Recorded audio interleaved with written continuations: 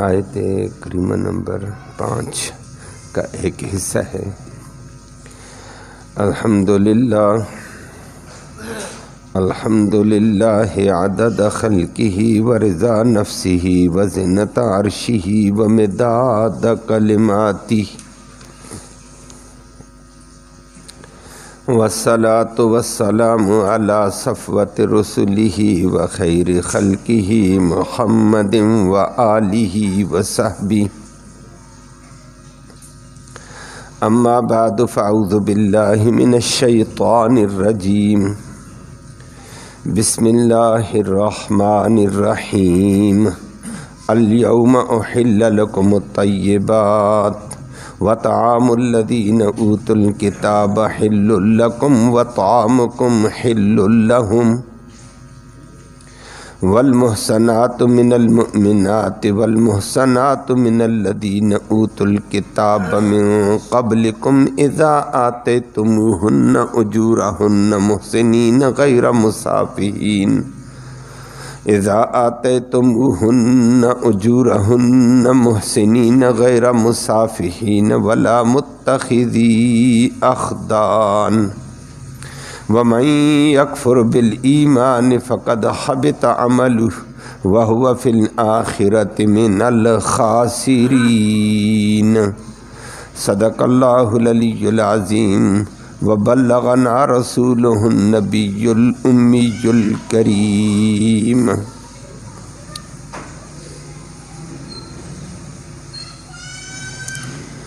قابل صد تکریم معزز سامعین کرام،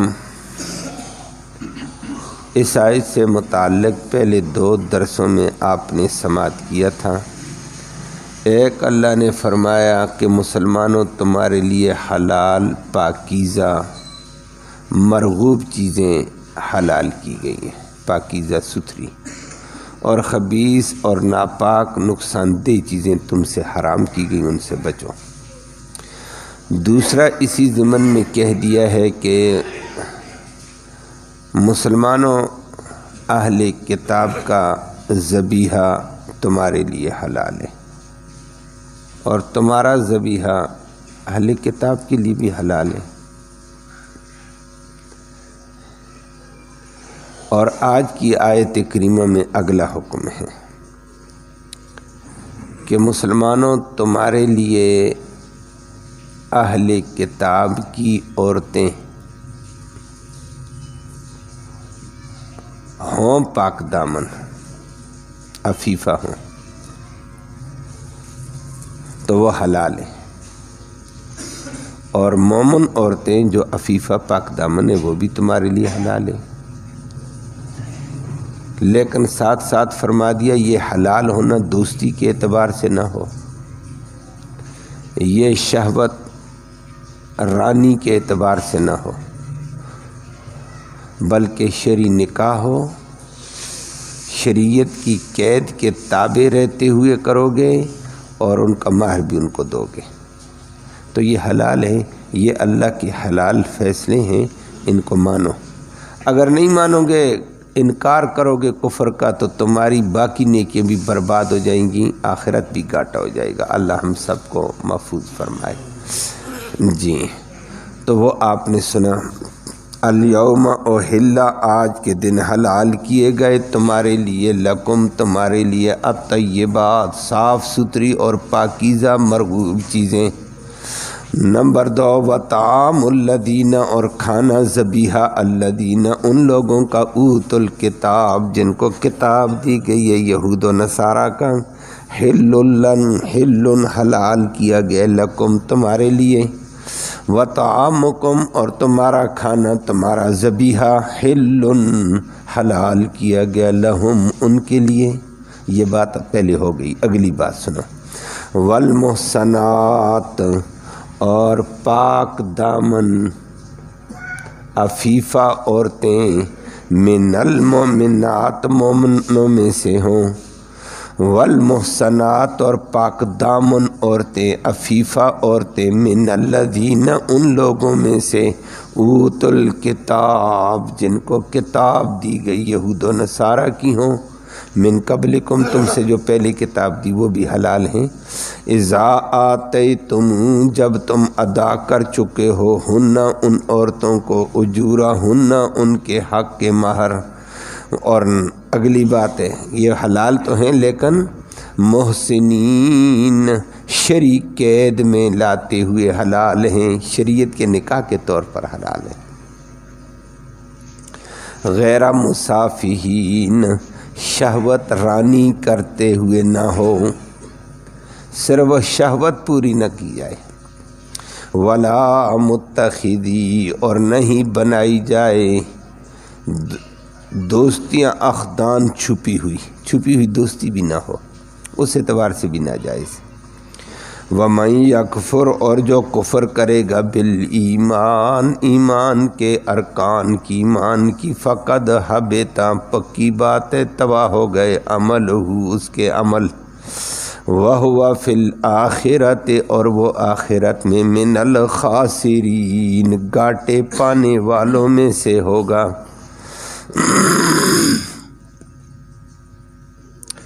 آج کی آیت کریمہ میں ایک جملے کے اوپر بات ہے۔ اللہ نے فرمایا مومنوں تمہارے لیے پاک دامن عفیفہ مومن عورتیں حلال ہیں نکاح کے لیے، یہ تو آپ بھی جانتے ہیں، اس پہ کوئی ایسا مسئلہ نہیں ہے۔ اور اسی کے ساتھ دوسرا مسئلہ ذکر کر کے فرما دیا ہے کہ والمحصنات اور پاک دامن عفیفہ عورتیں من الذین ان لوگوں کی اوت الکتاب جن کو کتاب دی گئی، من قبلکم تم سے پہلے، تو ہم سے پہلے جن لوگوں کو کتاب دی گئی ہے وہ تورات والے ہیں یا پھر وہ انجیل والے ہیں۔ تورات والے یہودی کہلاتے ہیں اور انجیل والے عیسائی کہلاتے ہیں۔ فرمایا ان کی عورتیں تمہارے لیے حلال ہیں، لیکن ان کی عورتیں، یہودی کی عورت، عیسائی کی عورت مسلمانوں کے لیے حلال کی گئی ہے۔ اور کل آپ نے درس میں سماعت کیا تمہارا ذبیحہ ان کے لیے حلال، ان کا ذبیحہ تمہارے لیے حلال، لیکن ادھر یہ بات نہیں کی ہے، ادھر کیا کہہ دیا ہے؟ تمہارے لیے پاک دامن مومن عورتیں بھی نکاح کے لیے حلال ہیں، اور پاک دامن اور عفیف عورتیں جو اہل کتاب کی، یہودیوں کی، عیسائیوں کی ہیں وہ تمہارے لیے حلال ہیں۔ بات سمجھ آئیے؟ یہودیوں کی عورتیں تمہارے لیے حلال، لیکن تمہاری عورت، مسلمان عورت، یہودی کے لیے حلال نہیں کہی ہے، عیسائی کے لیے حلال نہیں کی ہے۔ ان کی عورت ادھر آ سکتی ہے، ہماری عورت ادھر نہیں جا سکتی ہے۔ بات سمجھ آ گئی ہے؟ دنیا میں مختلف ذہن پائے جاتے ہیں۔ بہت سارے لوگوں نے اس پر اعتراض بھی اٹھائے اپنے اپنے دور میں، پروپیگنڈے بھی کیے ہیں کہ اسلام کو تم عالمگیر مذہب کہتے ہو، تو اس عالمگیر مذہب کے اندر مسلمانوں کی عورت یہودی کے پاس نکاح میں نہیں جا سکتی ہے، مسلمان عورت عیسائی کے نکاح میں نہیں جا سکتی ہے، یہودی اور عیسائی کی عورت مسلمان کے نکاح میں آ سکتی ہے، یہ تم نے حلال کر دی، تو اپنی عورتوں کو بھی ہمیں دو نا۔ عیسائیوں نے بھی شور کی ہے، یہودیوں نے بھی شور کی، یہ کیوں نہیں حلال؟ اللہ، آدمی اسلام کے ساتھ جڑے گا تو پھر پتہ چل جاتا ہے، علماء کے ساتھ جڑے گا، مسجد اور منبر اور محراب کے ساتھ جڑتا ہے تو پتہ چلتا ہے، نہیں تو ویسے ادھر ادھر کی چھوڑتے رہوں تو زبانی باتوں کا اعتبار نہیں ہوتا ہے۔ جو لوگ علماء کے ساتھ جڑ جاتے ہیں جیسے کیسے ہونا، دین کے ساتھ جڑنے والے کا دماغ اللہ کھول دیتے ہیں، نور آ جاتا ہے۔ میں نے یہ بات اس لیے کی ہے، آگے واقعہ بھی اسی قسم کا سنانے ذہن میں آ گیا، اس لیے جرمن کا ایک یہودی تھا، لیوپولڈ، اور بعد میں وہ مسلمان ہو گیا تھا اور اس کا نام پھر محمد اسد رکھا گیا تھا، اور اچھا پڑھا لکھا بندہ تھا۔ پھر اسلام میں آیا تو اس نے خوب مطالعہ کیا، تو گویا اسلام میں آنے کے بعد خوب مطالعہ کر کے وہ اسلام کا بہترین رائٹر مصنف آیا ہے سامنے، بڑی کتابیں لکھی اس نے۔ وہ محمد اسد بھی کہتا ہے، خود کہتا ہے، اس بات کا جواب اس نے بھی لکھا ہے اپنی ایک کتاب میں، اور وہ کہتا ہے میں ایک دفعہ ریل کے سفر میں تھا، تو میں یہودی تھا، لوگ ہم سے نفرت کرتے تھے جیسے یہودیوں سے نفرت کی جاتی ہے، یہودی بڑا خطرناک ہے، اللہ بچائے۔ تو ریل میں میرے ساتھ ایک سیدھا سادہ دیہاتی مسلمان بھی بیٹھا ہوا تھا، بڑی عمر کا بابا۔ تو بڑی عمر کا بابا ہے تو دین کے ساتھ جڑتے جڑتے انسان کو کافی اثر ہو جاتا ہے، تھا سیدھا سادہ۔ چلتے چلتے لوگ بھی تھے مجھ سے نفرت کا اظہار، کوئی بات نہ کرے کچھ نہ کرے۔ ایک جگہ کھانے کا بھی ٹائم، ریل رکی، میں اپنی جگہ ہی پہ تھا، وہ بابا گیا اپنے لیے کھانا لے آیا، جو کھانا بھی میسر تھا لے کر آ گیا، 2 روٹیاں لے کر آ گیا، اور وہ میرے سامنے سیٹ پر تھا، میں چپ بیٹھا ہوا تھا، لوگ مجھ سے بات ہی نہیں کرتے تھے، مجھے یہودی سمجھا ہوا ہے، پتہ چلتا تھا میں یہودی ہوں۔ تو وہ بابے نے بڑی محبت اور چاہت کے ساتھ مجھے کھانے کی دعوت دے دی کہ کھانا کھاؤ۔ تو میں نے انکار کیا، اور اس نے دوبارہ اصرار کیا، اصرار کے بعد میں نے کہا میں یہودی ہوں۔ اس نے کہا جو بھی ہیں انسان ہیں، انسان ہے، کھانے کی ضرورت تجھے بھی ہے، مجھے بھی ہے، مسلمان کو بھی ہے، کافر کو بھی ہوتی ہے، کھانا کھاؤ۔ کہتے اس نے بڑی محبت والا انداز اختیار کر کے پھر کہا کوئی بات نہیں ہے، کھانا کھایا جا سکتا ہے۔ اور یہ چند دن پہلے بھی بات ہوئی، ایک صاحب نے سوال کیا کہ غیر مسلم کو کھانا کھلائیں، کھلاؤ نا، خدا کا بندہ مسلمان بناؤ اس کو۔ اب اس نے اصرار کیا، میں نے کہا میں یہودی ہوں۔ اس نے کہا کوئی بات نہیں، کھانا کھا سکتے ہو، یہودی کو بھی کھلایا جا سکتا ہے، کافر کو بھی کھلایا جا سکتا ہے، کوئی اور بھی ہو تو کھلایا جا سکتا ہے، یہ مشترک کا ایک ضرورت ہے سب کی۔ اس نے کہا مشترک کا ضرورت، کہتے میرے دماغ میں باتیں لگنے لگیں۔ 2 روٹیاں اس نے لائیں، ایک مجھے دے دی، ایک خود کھانی شروع کی، میرا کام بھی ہو گیا، اس کا بھی ہو گیا۔ اس کے اخلاق سے میں تھوڑا متاثر، میں نے پھر اس پر اشکال کر دیا جو اس وقت کا پروپیگنڈا تھا۔ میں نے کہا جی آپ کہتے ہیں کہ میری بھی ضرورت ہے، آپ کی بھی ضرورت ہے، آپ نے میرا لحاظ کیا، مجھے کھانا کھلا دیا، آپ کہتے ہیں میرا اسلام ہر ضرورت والے کی ضرورت پوری کرتا ہے، اسلام اچھا مذہب آپ کہتے ہیں، تو اتنا اچھا مذہب ہے، یہودی کے کھانے کا بھی لحاظ ہے، کافر کے کھانے کا بھی لحاظ ہے، اتنا اچھا ہے، تو پھر میرا ایک سوال ہے، یہ عالمگیر مذہب ہے، تو تمہارے مذہب میں ہماری یہودی عورت سے نکاح کر لیا جاتا ہے، عیسائی عورت سے بھی نکاح کر کے مسلمان اپنے نکاح میں رکھ لیتے ہیں، لیکن تم مسلمان اپنی عورت ہمیں یہودیوں کو کیوں نہیں دیتے ہو نکاح میں، عیسائیوں کو کیوں نہیں دیتے ہیں؟ تمہاری عورت ہمارے پاس نکاح میں آ سکتی؟ کہا نہیں آ سکتی ہے، حرام ہے۔ کہا ہماری یہودی عورتوں سے تم نکاح کرتے وہ حلال ہے؟ کہا جی وہ حلال ہے۔ کہا یہ کیوں؟ بات سمجھ آ گئی ہے؟ اس نے کیوں؟ عجیب بات۔ اس نے کہا بات سنو، اسلام زبردست مذہب ہے، اسلام نے اس کو حرام کیا اس وجہ۔ اب بابا ہے، میں نے کہا دین سے جڑنے سے بات پتہ چلتی ہے، نہ جڑا ہوتا تو بابا پھنس جاتا۔ بابا روٹی کھلانے میں بھی دین سنا ہوا تھا، تبھی تو اس کو قریب کر کے کھانا کھلایا اس نے۔ بندہ متاثر ہو کر سوال کر بیٹھا کہ دیہاتی پھنسے گا۔ دیہاتی کسی عالم کے ہاتھے چڑھا ہوا تھا۔ دیہاتی نے کہا بات سنو، تمہاری یہودی عورت ہے، موسیٰ علیہ السلام کو مانتی ہے؟ جی۔ تورات کو مانتی ہے؟ جی۔ قیامت مانتی ہے؟ جی۔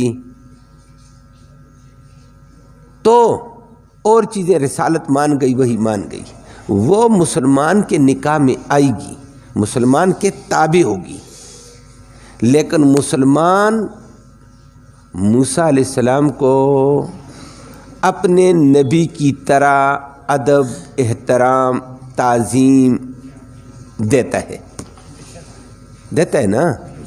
اب اس کو یہاں مسلمان کے نکاح میں ہوتے ہوئے کبھی موسیٰ علیہ السلام کی توہین سننے میں بے ادبی، بے تعظیمی، بے اکرامی نہیں ہو پائے گی.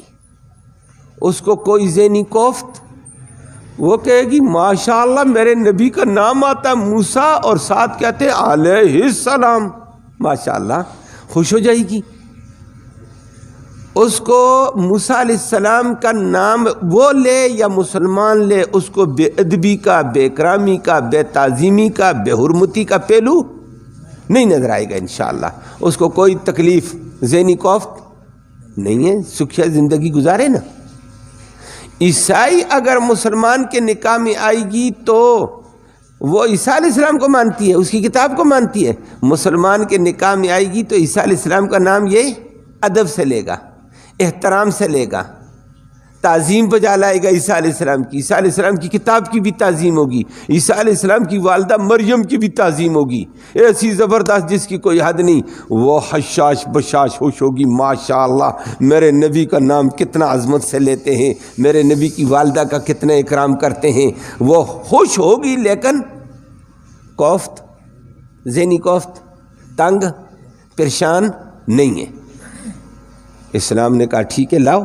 اسلام نے دنیا کو تکلیفوں سے بچایا. عیسائی عورت ہمارے پاس آئے گی تکلیف نہیں ہے. باقی زندگی میں بھی ہم لحاظ اچھا کرتے ہیں، جیسے میں نے کہہ دیا یہ ساری ضرورت ہے کھانا، اس کا بھی لحاظ ہوگا. اس کو ذہنی کوفت بھی باتوں سے نہیں ہوگی. بات سمجھ آ گئی ہے. اور اس کے مقابلے میں ہماری عورت جائے گی یہودی کے نکاح میں، تو یہودی ہمارے نبی کی توہین کرے گا، ہمارے نبی کا نام نہیں سننا گوارا کرے گا، ہمارے نبی کو برا بھلا کہے گا، ہمارے نبی کے قرآن کو برا بھلا کہے گا. ہماری عورت کی زندگی برباد ہو گئی ہے، ہماری عورت کوفت میں چلی گئی ہے، ذہنی کوفت کا شکار ہوگی، دباؤ کا شکار ہوگی. ایک انسان کو اس کے مقدس مقام سے گرا کر ذلت اور تکلیف میں ڈالنا ہے. تو یہ برداشت کرو گے اس تکلیف کو؟ انہوں نے کہا ہاں. اس نے کہا عیسائی کے نکاح میں ہماری عورت جائے گی، وہاں عیسائی بھی میرے نبی کو برا بھلا کہے گا، میرے نبی کا نام لینا گوارا نہیں کرے گا، میرے قرآن کا نام لینا گوارا نہیں کرے گا. تو ہماری مسلمان عورت کو عیسائی کے تحت رہتے ہوئے ذہنی کوفت، پریشانی، الجھن ہوگی، پوری زندگی بیچاری کی پریشان ہو جائے گی. اگر وہ کہتی میرا نبی، آگے سے برا بھلا سننا پڑے گا. تو اللہ نے اسی وجہ سے، میرے قرآن عالمگیر مذہب تھا، مسلمان یہودی عورت، عیسائی عورت ہمارے پاس آئے گی کوئی تکلیف نہیں، فرمایا حلال ہے، ٹھیک ہے، تکلیف نہیں ہے. اور ہماری عورت ادھر جائے گی تو تکلیف ہے، شریعت نے روک دیا ہے، تکلیف سے بچایا. اسلام اذیت سے، تکلیف سے بچاتا ہے. تم یہودیوں کو بھی اذیت سے، تکلیف سے بچائے، تم ہمارے پاس آؤ گے کوئی نقصان نہیں ہوگا. بات سمجھ آئی ہے؟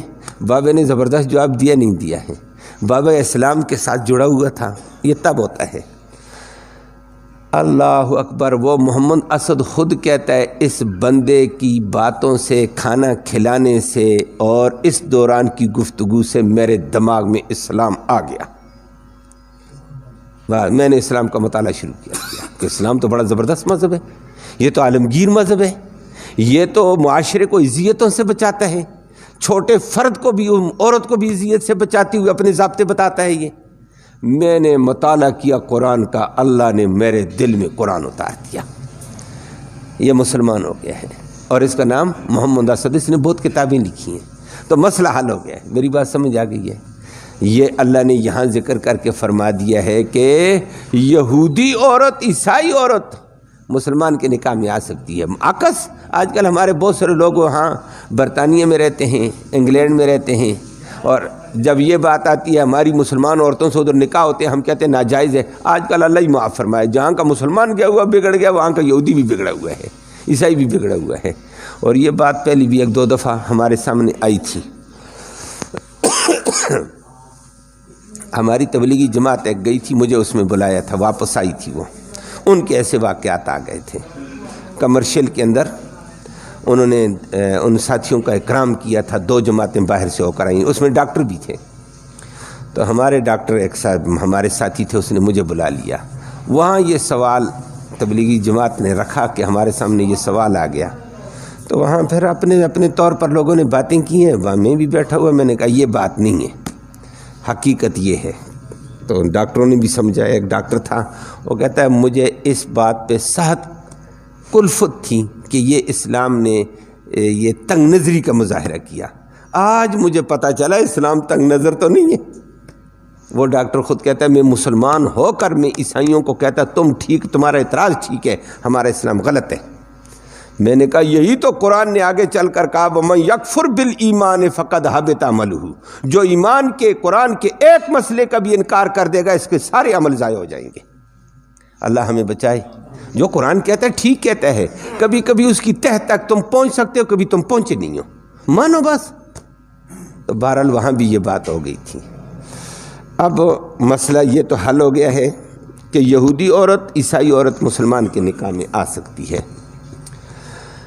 دوسری بات، یہ نکاح کو قرآن نے کہہ دیا ہے کہ تمہارے لیے یہودی عورت عیسائی عورت حلال ہے، لیکن یہ کل آپ کے سامنے بات آئی یہودی ہو تو کیا مطلب؟ کل بات گزری موسیٰ علیہ السلام کو نبی، تورات کو کتاب اللہ کی، اللہ کو مانتا، رسالت کو، قیامت کو، حساب کتاب کو مانتا ہے، صرف ہمارے نبی کو نہیں مانا اس نے، تو کافی باتوں میں ہمارے قریب آ گیا تھا، اس لیے اسلام نے جواز دیا۔ یاد ہے کل میں نے بتایا تھا کھانے کے حوالے سے، عیسائی کا بھی یہی حال ہے، لیکن موجودہ یہودی موسیٰ علیہ السلام کو بھی نہیں مانتا ہے، اکا دکا، بلکہ موجودہ یہودی خدا کا انکار کر کے بیٹھ گیا، کہتا کوئی خدا نہیں ہے، دنیا کی عیش و عشرت ہے۔ اب جب یہ یہودی ہے تو اس کی عورت ہمارے نکاح میں یہ نہیں آ سکتی ہے، اہل کتابیہ ہو تو صحیح نا۔ اسی طرح عیسائیوں کا حال ہے، عیسائیوں کو میں نے ذکر کیا تھا، کیتھولک فرقہ مذہبی ہے، باقی عیسائیت میں بے شمار فرقے ہیں، وہ ایک دوسرے کو مرتد واجب القتل بھی کہتے ہیں۔ ان میں سے ایسا طبقہ بھی ہے جو ہمارے مسلمانوں میں بھی ہے، جو دائیں بائیں گئے دہریے ہو چکے ہیں۔ دہریے کا معنی یہ ہے زمانے کے نظام میں تبدیلیاں آتی ہیں، یہ قدرتی طور پر زمانے کی وجہ سے آتی ہیں، کوئی خدا نہیں ہے۔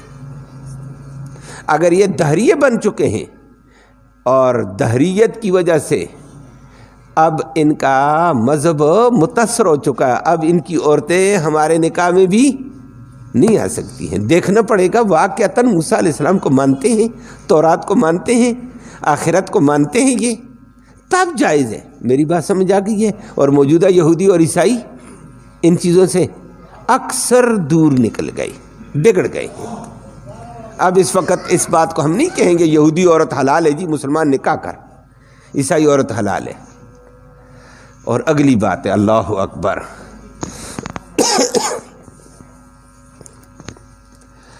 قرآن کو قرآن والے نبی سے سمجھنا پڑے گا، اور قرآن کو پھر نبی کریم صلی اللہ علیہ وسلم کے صحابہ سے سمجھنا پڑے گا۔ اپنی طرف سے میں بات کروں غلط ہو سکتی ہے، اور بھی کوئی کرے تو غلط ہو سکتی ہے۔ ہاں گہرائی کی بات اگر ہو، اجتہادی انداز، وہ صلاحیت والا بندہ ہوگا تب بات کریں گے، ہر بندے کی بات بس کی بات نہیں ہوتی ہے۔ وہ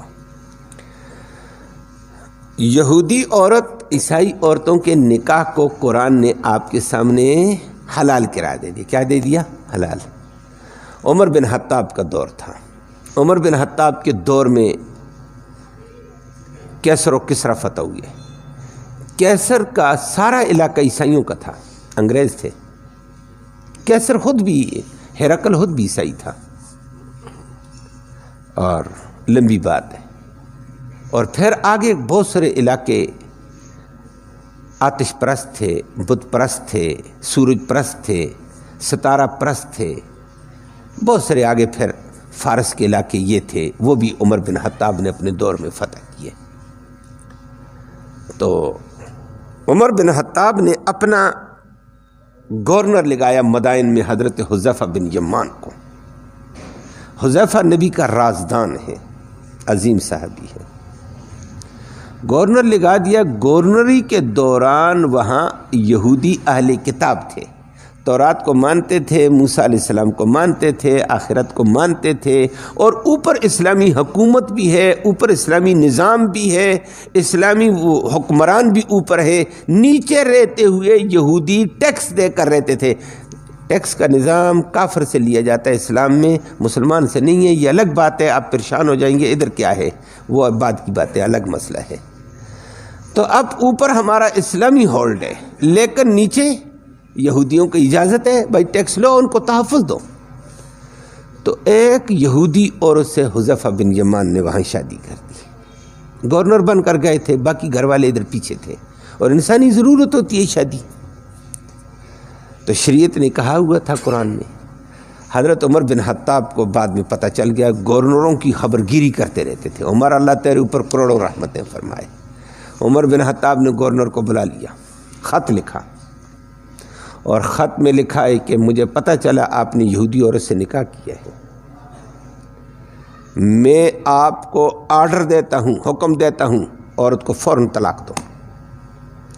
تو طلاق کا لفظ سمجھنا، طلاق اسی وقت ہوتی پہلے نکاح ہو، بات سمجھ آئیے، نکاح کے بغیر تو طلاق، تو نکاح ٹھیک تھا، حذیفہ نے ٹھیک کیا تھا۔ تو عمر جو طلاق کا کہتا معلوم ہوتا نکاح ٹھیک تھا، نہیں تو کہتا نکاح ہوا ہی نہیں ہے، ختم، جدا کر، نکاح طلاق دو۔ تو ساتھ ساتھ وجہ بتائی۔ تو وہاں لوگ بیٹھے ہوئے تھے، انہوں نے کہا جناب گورنر ہے، گورنر نے شادی کی، اور معمولی آدمی نہیں، صحابی رسول ہے۔ قرآن کہتا ہے کہ والمحصنات من الکتاب والمحصنات من الذین اوتوا الکتاب من قبلکم،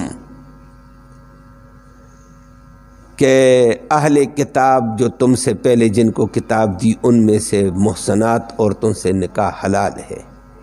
تو آپ کیسے کہتے ہیں؟ عمر بن خطاب نے میں کہا میں تو نہیں کہتا ہوں حرام ہے، میں نے کب کہا حرام ہے؟ نکاح قرآن نے جائز کہا، حلال کہا ہے، لیکن نکاح کرنے کو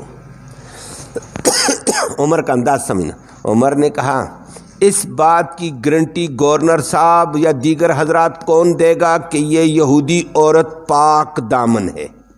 سمجھی بات؟ سمجھے بات؟ اس کی گارنٹی تم دیتے ہو کہ جس سے تم نے نکاح کیا ہے پاک دامن ہے؟ اس کی گارنٹی کوئی بھی نہیں دے سکتا ہے۔ یہودی آزاد لوگ ہیں، تو آزاد عورتیں ہیں، وہ قید و بند میں نہیں ہیں، تم کیسے گارنٹی دو گے کہ یہ پاک دامن ہے، یہ عفیفہ ہے؟ تو یہ گارنٹی تم مجھے دے دو، یہ مکمل پارسا اور پاک دامن ہے، تو میں بھی کہتا ہوں ٹھیک ہے۔ قرآن نے والمحصنات پہلے کہا ہے کہ پاک دامن ہو، عفیفہ ہو، تم پاک دامن ہونے کی مجھے گارنٹی دے دو،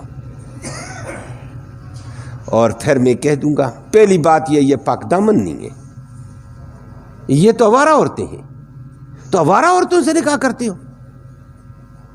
ایک دوسری بات ہے، آوارہ عورت کو جب تم گھر میں لاؤ گے پاک دامن عورت نہیں ہے، تو پھر تم خود اس سے محفوظ رہ سکتے ہو، اس کے اعمال سے، اس کے اثرات سے۔ پھر تمہارا نمبر 3، تمہاری آنے والی اولاد کا بتاؤ مجھے کیا کرو گے؟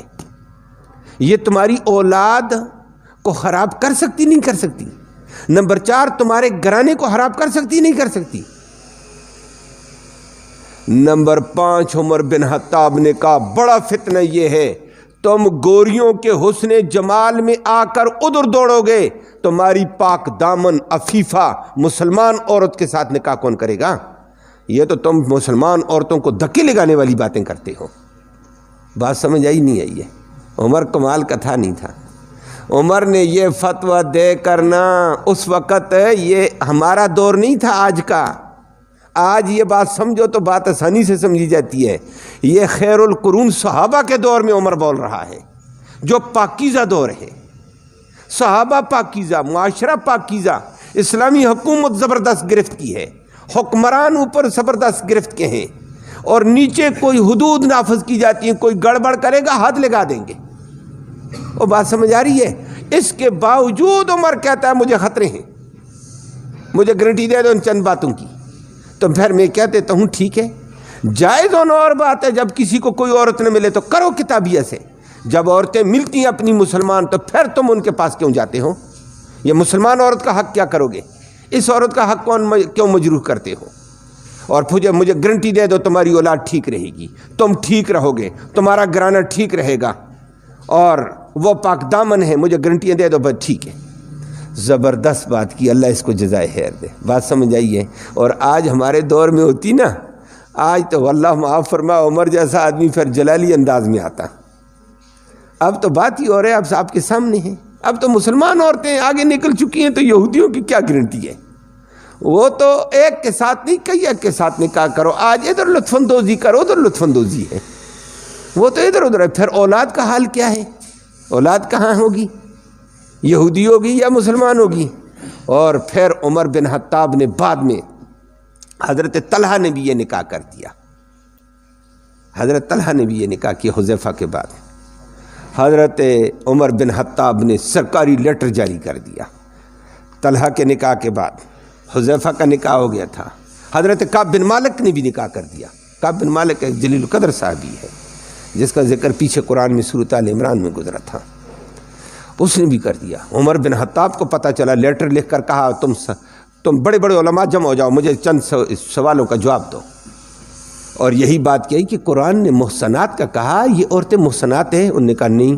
فرمائے پھر ضرورت کے پیش نظر ان کے ساتھ جواز آیا، پھر تم ان کی شر سے محفوظ رہ سکتے ہو، پھر تمہاری اولاد محفوظ رہے گی، تمہارے گھرانے محفوظ رہیں گے، تمہاری عورتوں کا حق مجروح نہیں ہوگا۔ انہوں نے کہا ہوگا۔ عمر بڑا دور بین آدمی تھا، اس وقت اس کی نگاہ اتنی تیز گئی، فوراً ممانعت کر دی ہے اور راستہ روک لیا، نہیں تو یورپ کے اندر صحابہ اترے، علاقے کے علاقے فتح کر لیے تھے۔ پھر گوریوں کے ساتھ نکاح، اور مسلمان عورتوں کا کیا ہوتا؟ مسلمان عورتیں پھر بیچاری مجبوراً اگلے قدم پہ جائیں، معاشرہ ہی تباہ ہوتا ہے۔ پھر عمر نے بعد میں لیٹر جاری کر کے کہا، مجھے سب سے بڑا خطرہ ہے یہودی اس طریقے سے تمہارے گھر میں آ کر مسلمانوں، تمہیں اور تمہارے مذہب کو، تمہاری آنے والی نسل کو یہودی بنا دیں گے، گمراہ کر دیں گے، اور اس طریقے سے تمہارے اندر آ کر تمہارے راز یہودیوں کو دیں گے، تمہیں خراب کریں گے، یہ بطور چابی اور پرزے کے طور پر تمہیں استعمال کریں گے۔ واہ عمر، تیرے اوپر کروڑوں رحمتیں ہوں۔ اور عمر کا یہ جملہ آج سنہری حروف سے دیکھو اور پوری دنیا میں گھومو، جہاں چابی لگائی یہودیوں نے عورت سے چابی لگائی ہے، بربادی میں چاہیے۔ اور عمر نے اس وقت کہا نہ، قرآن نے جواز کہا، جب تم ایسے علاقے میں موجود ہو وہاں مسلمان عورت نہیں تو کرو نکاح اس سے، مجبوری ہے، لیکن بغیر مجبوری کے اپنے خاندان کو برباد نہ کرنا، اپنی عورت کا حق رکھنا۔ اللہ ہم سب کو ایک دوسرے کا لحاظ کرے۔ اور آخر میں فرما دیا، کوئی کہ نہیں، ساتھ فرما دیا غیر مصافحین، یہ شہوت رانی کے طور پر نہیں ہے، 2 سال کا نکاح ہے، پھر ادھر پھر ادھر، ولا متخذی احدان، خفیہ دوستی بھی نہ ہو، فرینڈشپ بھی نہ ہو، ادھر ادھر کی باتیں بھی نہ ہوں۔ اور یہودیوں کے اندر تو یہی چیز ہے، سارا نظام ہی ایسا ہے۔ قرآن نے بڑے عجیب الفاظ استعمال کیے، اور اب کوئی کہ نہ جی چونکہ یہ ہے چنانچہ وہ ہے، فرمایا خبردار، وَمَن يَكْفُرْ بِالْإِيمَانِ، جو ایمان کے کسی بھی تقاضے کا انکار کرے گا، فقد حبط عملہ، اس کے عمل برباد ہے، وَهُوَ فِي الْآخِرَةِ مِنَ الْخَاسِرِينَ، یہ آخرت میں گھاٹے والوں میں سے۔ اللہ ہم سب کو سمجھ نصیب فرمائے۔ جی نہیں، مشرک کا ذبیحہ حلال نہیں ہوتا ہے۔ اور عمر بن خطاب نے جو بات رکھی تھی قرآن کی یہی رکھی، دوسری سورۃ البقرہ میں وَلَا تُنكِحُوا الْمُشْرِكَاتِ حَتَّى يُؤْمِنَّ کہا ہے، کہ عمر نے یہی کہا کہ پہلے یہ پتہ کرو ان میں شرک کی بیماری تو نہیں ہے، یہ تو مشرک کے ساتھ نکاح کرنے کو شریعت نے منع کیا ہے۔ جب یہ مشرکہ نہ ہو یہودی تو اس وقت جائز ہے، عیسائی بھی مشرکہ ہوں تو ذبیحہ بھی ناجائز ہو جاتا ہے، نکاح بھی ناجائز ہو جاتا ہے۔ اللہم صلی وسلم دائما ابدا علی حبیبک خیر الخلق کلہم، اللہم انا نسألک الہدی والہدی والعفاف والتقی والغنی، اللہم اہدنا واہدنا بہ وجعلنا سببا لمن اہتدی۔ یا اللہ تو رحمت کے فیصلے فرما، دین کو سمجھنے کی توفیق نصیب فرما، دین کے تقاضے پورے کرنے کی توفیق نصیب فرما۔ یا الہ العالمین، ہمارا بیٹھنا یہ سننا سنانا اپنی جناب میں قبول فرما، اس کا ایصال ثواب ہمارے اعزاء اقارب جو دنیا سے چل بسے ان کو روح کو اس کو تحفے کی شکل میں اس کا ثواب پہنچا، ان کی مغفرت فرما، حاضرین مجلس کی نیک ارادے نیک مرادیں پوری فرما، نیک ارادوں میں کامیابی نصیب فرما، حلال کی روزی نصیب فرما، حرام سے محفوظ فرما۔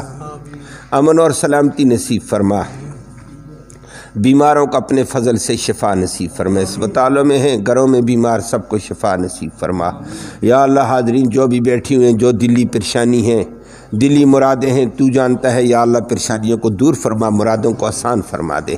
اللہم ربنا تقبل منا انک انت السمیع العلیم وتب علینا انک انت التواب الرحیم برحمتک۔ کو پورا حرام ہے یہ۔ اب آپ اگلی بات آ جائے گی کہ ہم یہودیوں کو روئیں یا اپنے مسلمانوں کو روئیں، یہی بات ہے نا۔ اب ایک چیز ناجائز ہے، خدا کا بندہ وہ سر عام بکری، اس کو کوئی عیب نہیں سمجھتا ہے۔ یہ مسلمانوں کا حال ہے، ہم کافروں کے لیے روئیں۔ کیا کرے؟ نہ تبھی شبھی نہیں ہے، ناجائز ہے۔